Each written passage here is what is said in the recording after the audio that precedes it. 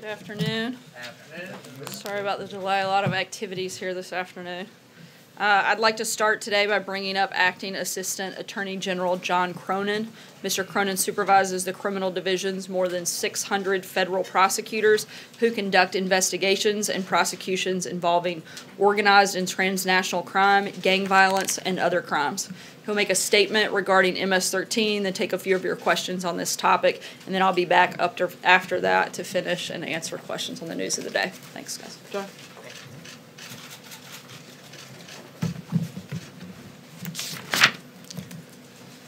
Good afternoon. Again, my name is John Cronin. I am the Acting Assistant Attorney General of the Criminal Division of the Department of Justice. Before serving in my current role, I supervised the Terrorism and International Narcotics Unit of the U.S. Attorney's Office for the Southern District of New York. Prior to that, I served as an Assistant United States Attorney in the Southern District of New York, where I prosecute violent criminals and I prosecuted national security defendants, including Osama bin Laden's son-in-law and the attempted Times Square bomber. On the day that Attorney General Jeff Sessions was sworn in, President Trump sent him executive orders to reduce crime in America and to target transnational organized crime. As Acting Assistant Attorney General, I support the Attorney General in accomplishing these goals by directing the enforcement of all federal criminal laws, with the exception of those that are specifically designated to other divisions of the Department of Justice. As Sarah mentioned, my duties include oversight of the nearly 700 prosecutors in the criminal division, and that includes the organized crime and gang section, the capital case section, the International Criminal Investigative Training Assistance Program, and the Office of Overseas Prosecutorial Development, Assistance, and Training. I had the opportunity just now to brief President Trump about one of the most significant threats to the public safety of our communities, MS-13. And I appreciate the opportunity to also speak with you today about that threat. MS-13, or Mara Salvatrucha, has grown to more than 30,000 members worldwide, 10,000 of whom live right here in the United States, spanning 40 states and the District of Columbia. This violent, murderous gang has infiltrated our country.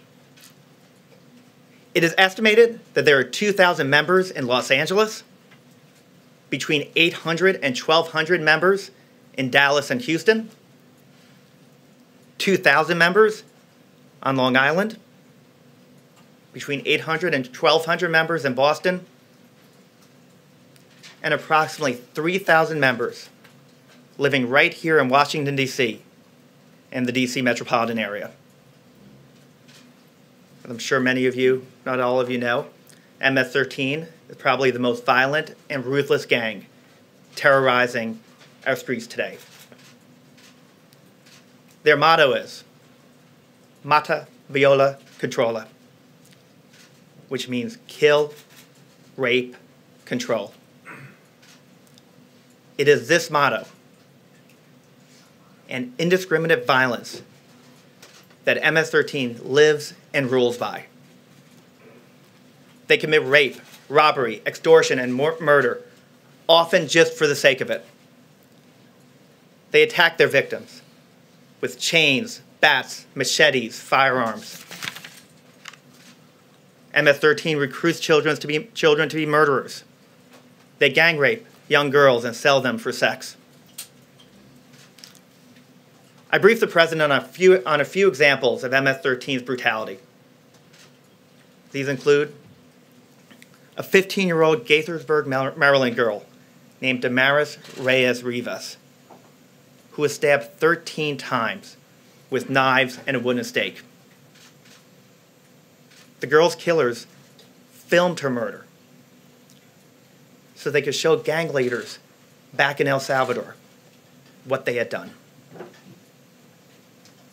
Damaris' body was savagely dumped next to railroad tracks under the same road, the Beltway, that many of us take to work every day.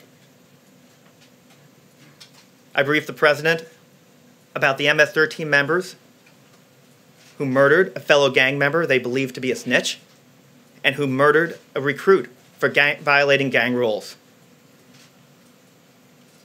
One of those individuals had his head severed. MS-13 buried those two victims in shallow graves in a park in Falls Church, Virginia, a park just about 10 miles from here. I briefed the President about a Long Island victim who was lured into the woods of central Islip, New York by MS-13 members, where he was beaten with sticks and a fire extinguisher. The gang members ultimately cut his throat with a pocket knife and sadistically stuffed his body into a drainage pipe where it went undiscovered for months. The Department of Justice, under the leadership of Attorney General Sessions, is devoting resources to accomplishing the President's directive of reducing violent crime and ensuring that our citizens are no longer held hostage by murderous savages like MS-13 members. Attorney General Sessions has designated MS-13 a priority for the Organized Crime Drug Enforcement Task Force. The Department of Justice will be surging hundreds of federal prosecutors, new federal prosecutors, to the field specifically to focus on violent crime and immigration offenses. The department has enhanced our relationships with the Northern Triangle countries, El Salvador, Guatemala, and Honduras, to target MS-13. This past summer, Attorney General Sessions visited El Salvador, where he met with the El Salvadoran Attorney General, Douglas Melendez, to discuss joint efforts to dismantle MS-13 at its roots. Soon after that meeting, about 70 gang members were charged in El Salvador. And in total, our work with our Central American partners had thus far resulted in the arrests or charges against more than 4,000 suspected MS-13 members. The Justice Department, in coordination with our partners on the state and local level, will continue to prosecute scores of MS-13 gang members located in the United States. But because MS-13 is based and operates in El Salvador, and because MS-13 largely directs its murderous mission from prisons out there in El Salvador, we must do more than enforce our domestic violent crime laws against gang members in the United States. Our investigations have revealed that when we fail to enforce our immigration and human smuggling laws, when we fail to enforce immigration laws and allow for loopholes to exist to let future MS-13 gang members into the country, MS-13 can very easily simply replenish its jailed membership by sending more gang members across our borders. And for that reason, as well, the Department of Justice also remains committed to enforcing our criminal immigration laws and to identifying and targeting MS-13's smuggling networks.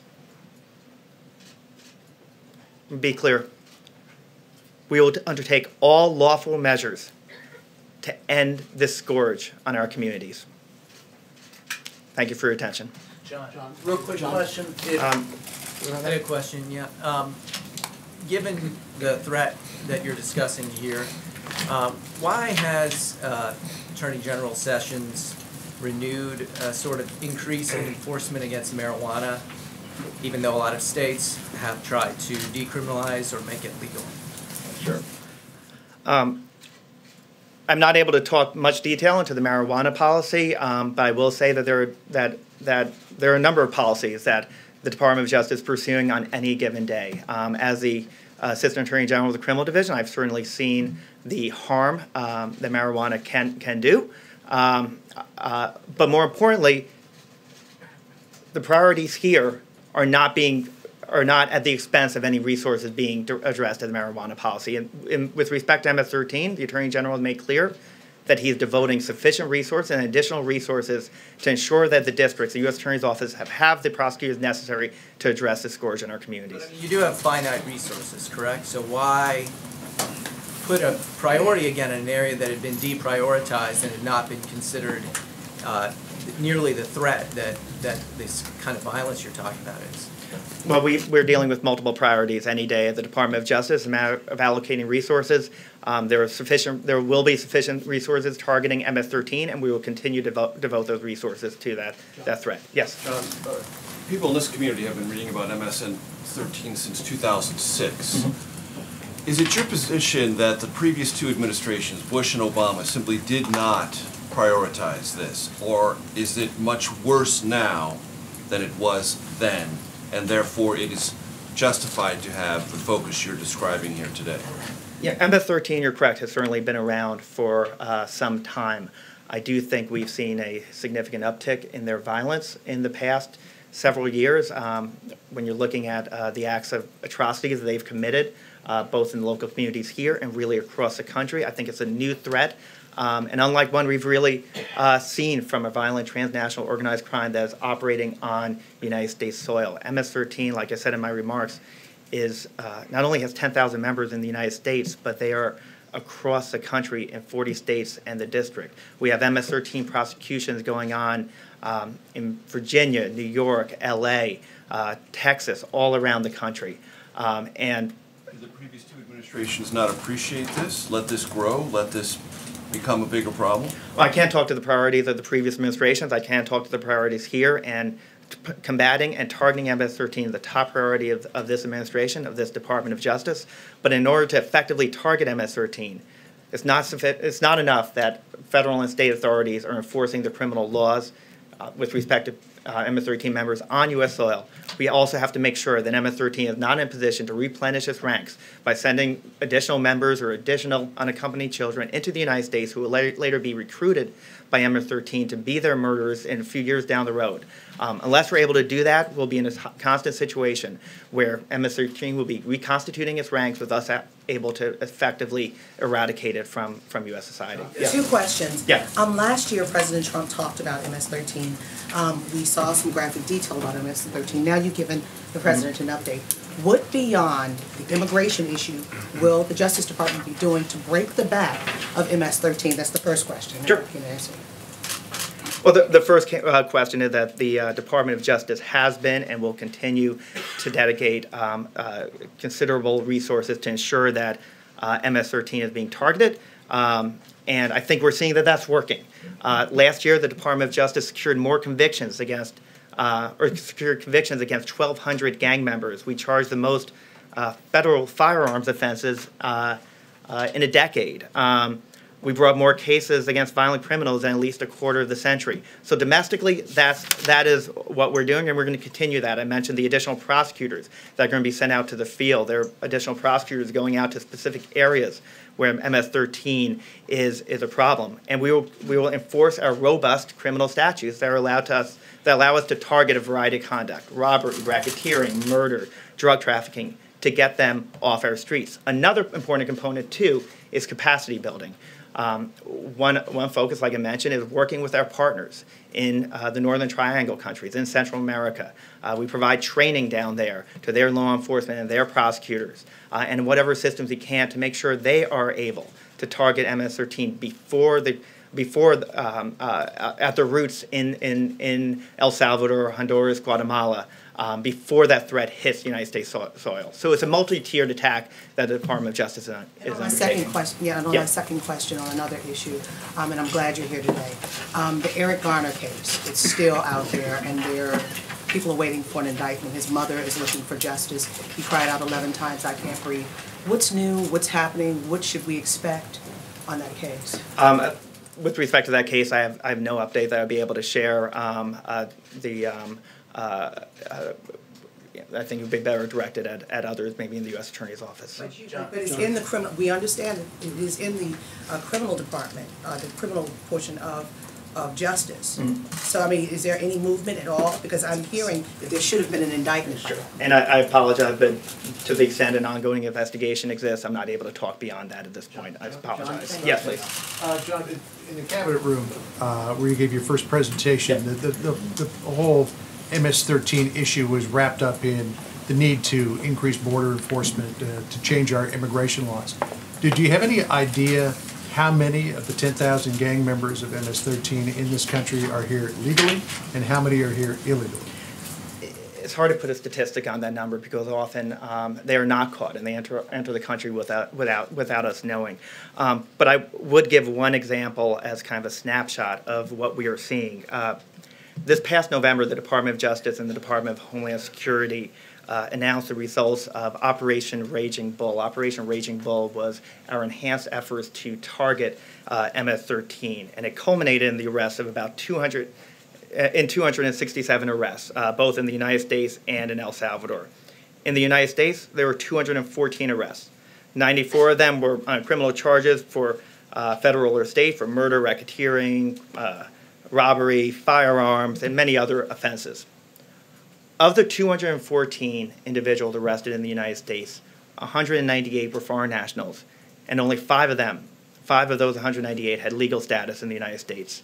And 64 of those had illegally crossed the border as unaccompanied children, and many of whom have since become adults. So I do not have a number to give you or statistics to give you, but I think that snapshot from Operation Raging Bull gives a sense of the extent of the problems. John? Yes. Isn't it true that MS-13 makes up just a small fraction of gang members in this country, though?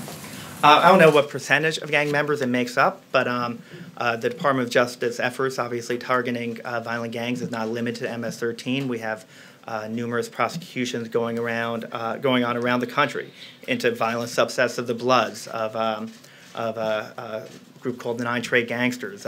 Not too long ago, we announced charges against the Mongols motorcycle gang. There are many gang prosecutions going around the country. And this is not to say that MS-13 is the only threat we face. That's certainly not the case. But MS-13 is a unique threat. It is violence for the sake of violence. It is indiscriminate killing. It is brutality that is terrorizing our communities. And it's also a threat that is very tough to stop because we're in a position where MS-13 is able to replenish its ranks as we incarcerate its members in the United States. Few people would certainly argue with that characterization that MS-13 targets communities in this country, but what would you say to critics who say you're using this gang to basically paint a very broad brushstroke against immigrants and scare people here? I think if we look at the reality of the actions of MS-13 in the D.C. metropolitan area, in Long Island, and around the country, the scare tactics being used are not by the Department of Justice, they're by MS-13. It is a brutal gang of savages that is engaging in indiscriminate violence in our communities. Local law enforcement says, local law enforcement says, I just want to ask him. Yeah, go ahead. Thanks, Brian. I'll let you get to Brian's question if you have some time. You talked about the Attorney General's leadership here, Jeff Sessions, what he's been doing in fighting this gang problem. And I want to ask about somebody else who's a leader in the DOJ, Rod Rosenstein. Sure. Are you comfortable with his leadership? Do you believe the rank and file are comfortable? Do you believe he's being unfairly maligned by the president? I will.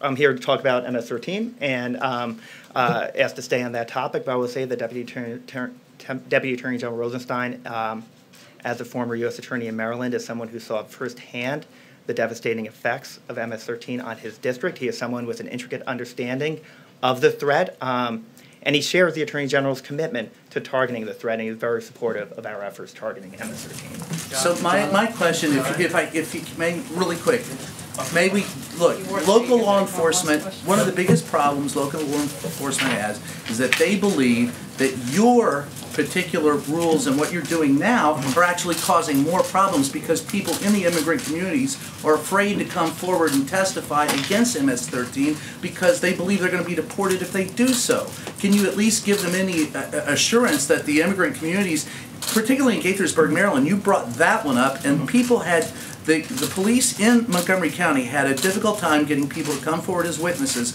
because they were afraid they would be deported if they did so.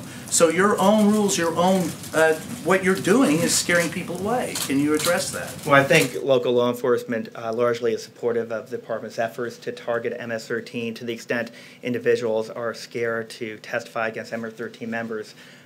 I think you need to look no further than MS-13 targeting people perceived as snitches and putting them in shallow graves. It's not because of the actions of the Department of Justice. Well, no, but they're afraid that you're going to ship them out and deport them if they do. That's a real fear. They've expressed that fear. And there are opportunities for immigration relief if someone does have a real fear and is providing testimony, and they could pursue that relief as well in the appropriate circumstances. Do you see where that might be a problem, though, in prosecuting the case?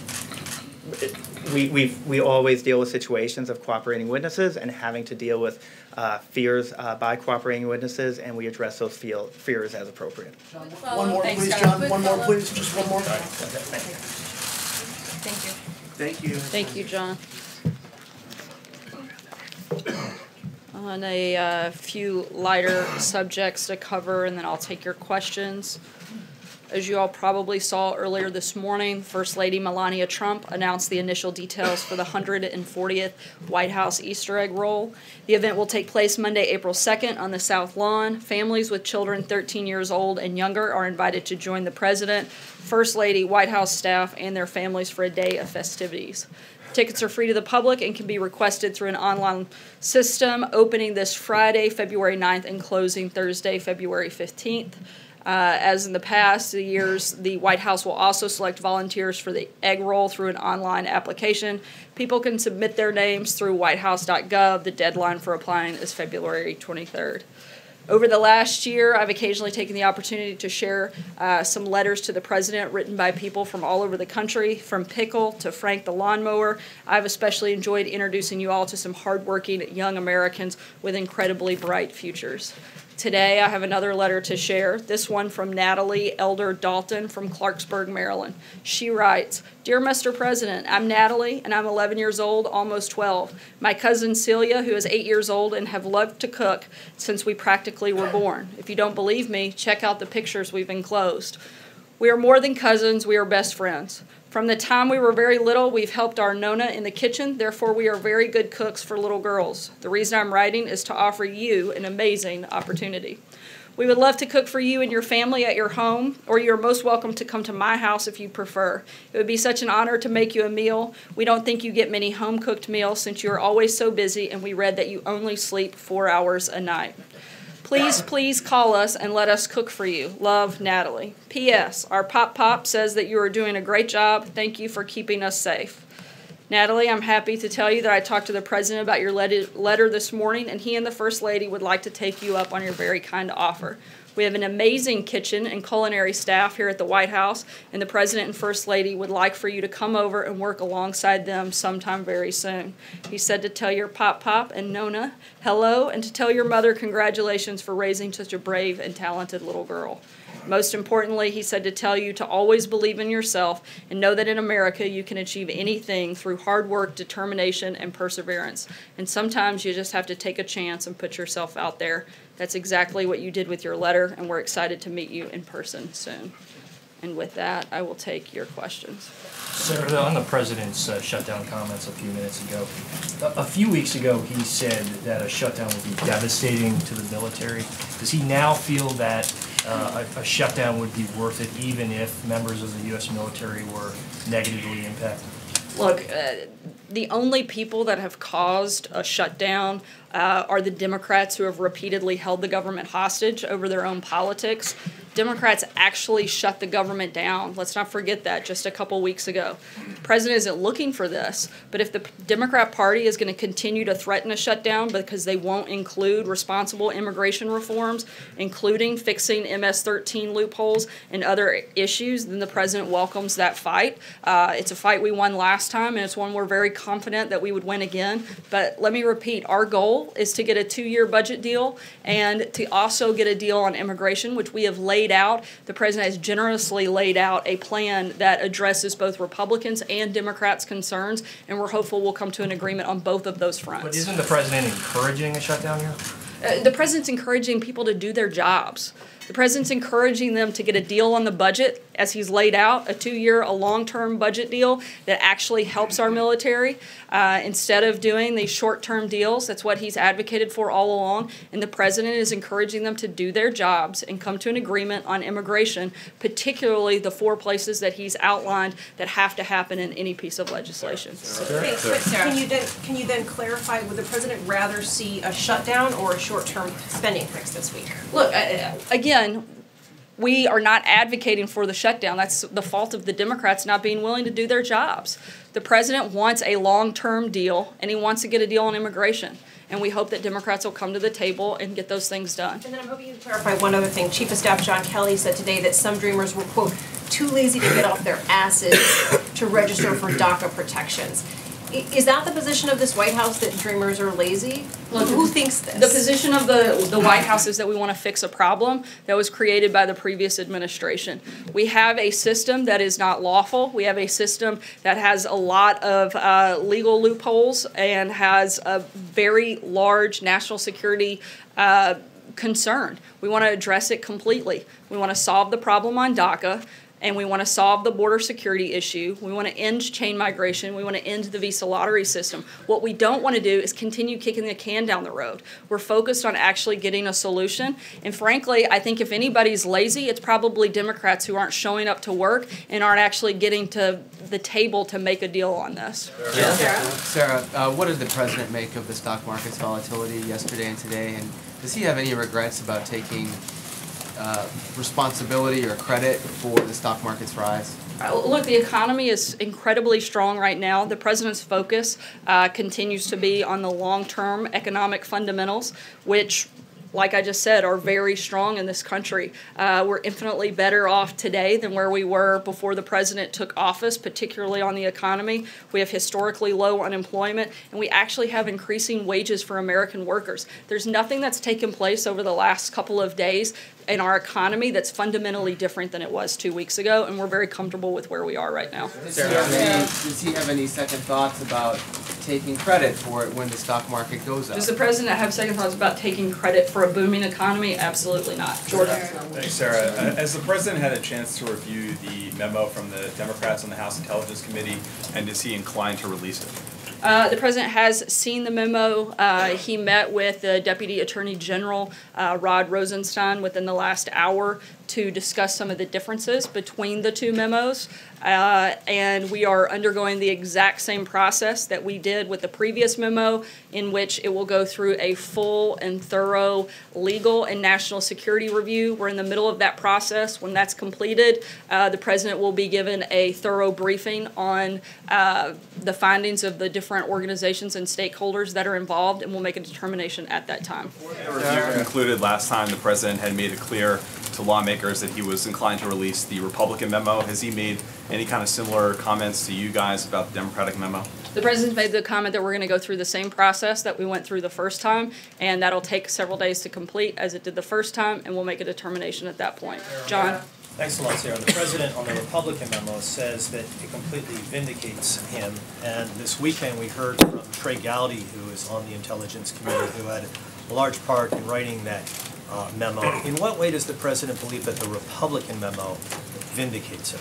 Look, the president has consistently called the Russia investigation politically motivated witch hunt for the last year, and the memo clearly vindicates the president's position that there was political bias in this process. It's pretty simple.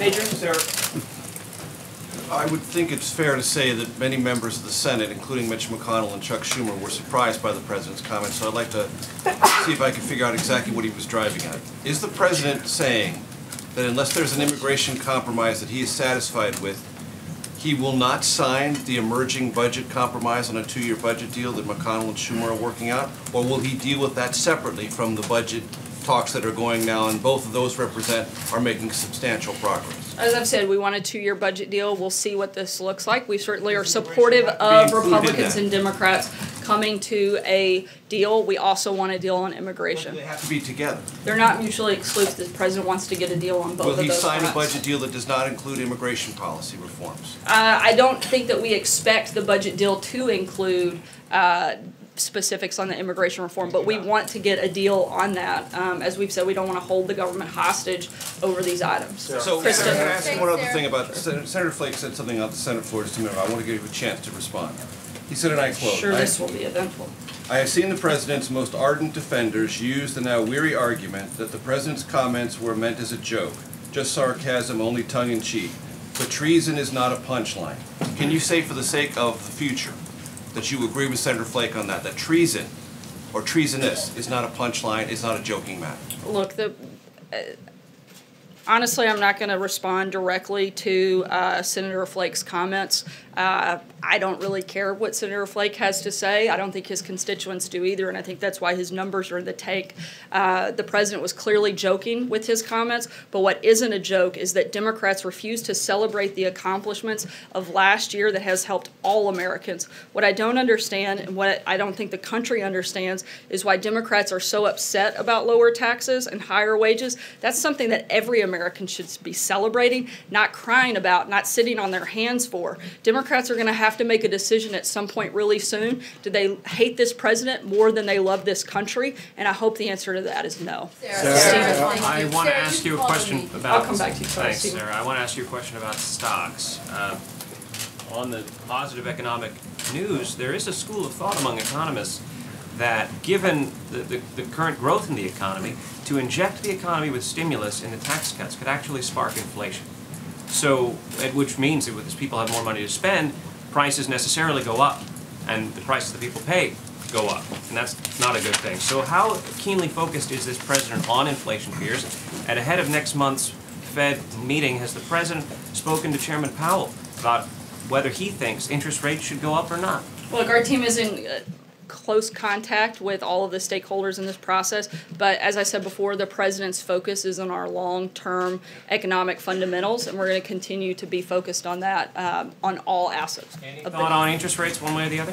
Nothing specific to announce at this time. Sarah, as it related to the Republican memo, the president and this White House argued it was important to release it for the sake of transparency. So therefore, can the American people expect to see the Democratic memo in the sake of transparency? I think the American people can expect this memo to go through the exact same process that the Republican memo went through, which involves bringing all of the stakeholders from a legal and a national security perspective to weigh in before making a determination. We're in the middle of that process, and I'm not going to get it prior to releasing the Republican memo. So why not the same? We didn't release the memo prior to that review process being complete. He said 100%. We didn't release the memo prior to the review process being complete, and we're not going to do that this time. One question about John Kelly and his comments, calling dreamers, indicating some of them are lazy. Does that type of rhetoric help get a bipartisan deal done? Look, like I said, the president and the administration were focused on actually solving this problem, not kicking it down the road, and we're going to continue to have those conversations. John? Sarah, also up at Capitol Hill today, Chief of Staff Kelly said that he didn't think the president would be likely to extend the DACA deadline from March 5th. But twice in Davos, the president said, if we need a little more time, we'll take a little more time on DACA.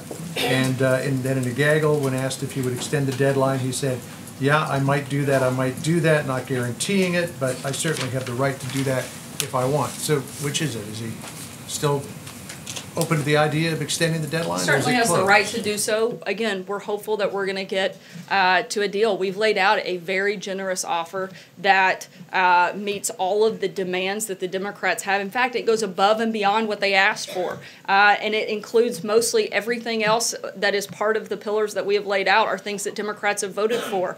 Elizabeth Warren, Chuck Schumer, all of these individuals have voted for the majority of the priorities that we've laid out in this legislation in the past, except we've actually gone further on the DACA component than Obama ever offered. And so the fact that we can't get to a deal, that's a question, frankly, that Democrats should be asked. Like, what are you not supportive of in this legislation, and why are we not moving the ball forward and actually solving the problem? Can you clarify, is he open to extending the deadline, or has that door closed? Look, I'm not going to get ahead of the process. We're still hopeful we're going to get there, but before the deadline hits. Jennifer. Thank you so much, Sarah.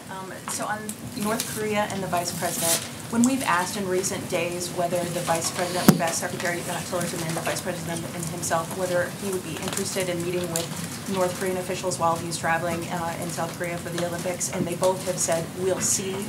Is is the administration trying to signal some interest in talks with North Korean officials, or what is that about? I don't have any more announcements other than we'll see. I'm going to echo the Vice President and the Secretary of State. I'm certainly not going to get ahead of either of them. Rule out that the Vice President will speak with North Koreans? I think the answer remains the same. We'll see. Jim?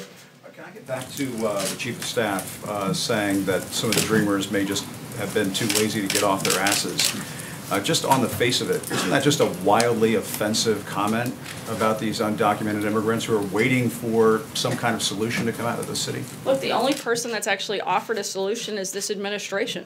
The president's been a champion of giving 1.8 million DACA recipients and DACA-eligible people a pathway to citizenship, and he's laid out a plan and a solution that actually addresses both Republicans and Democrats' concerns.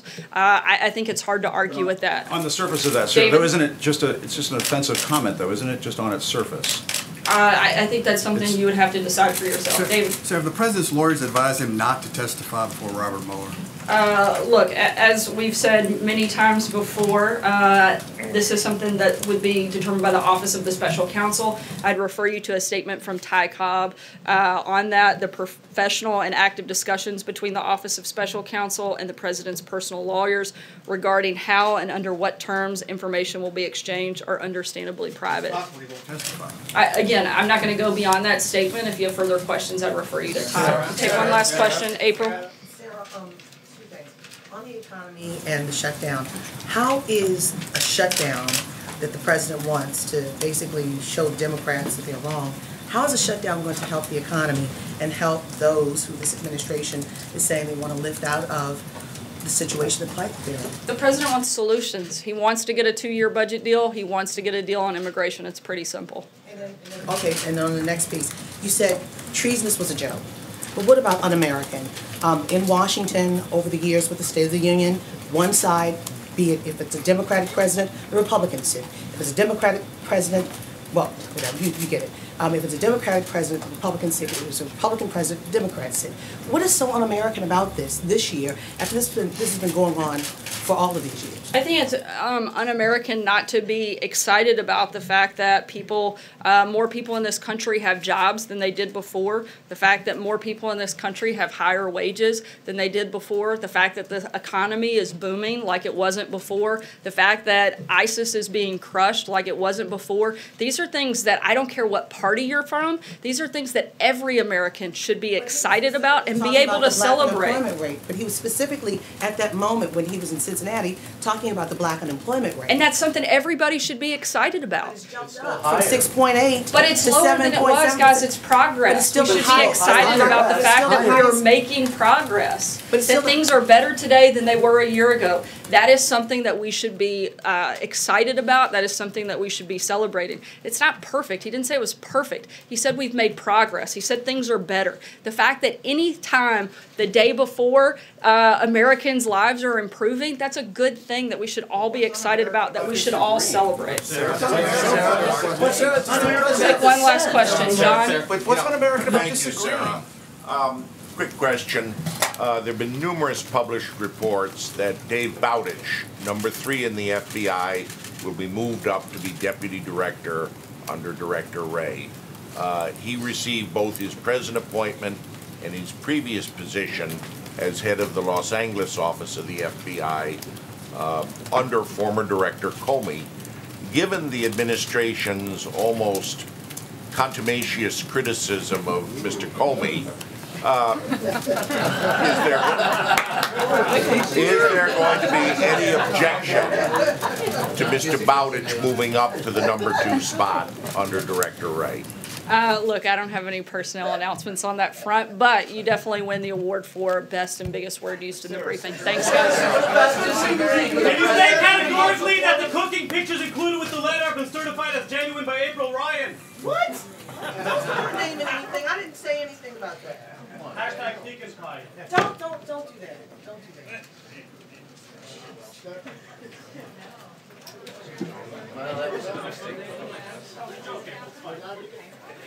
Good times, guys. Oh, I'm sorry. Oh, yeah.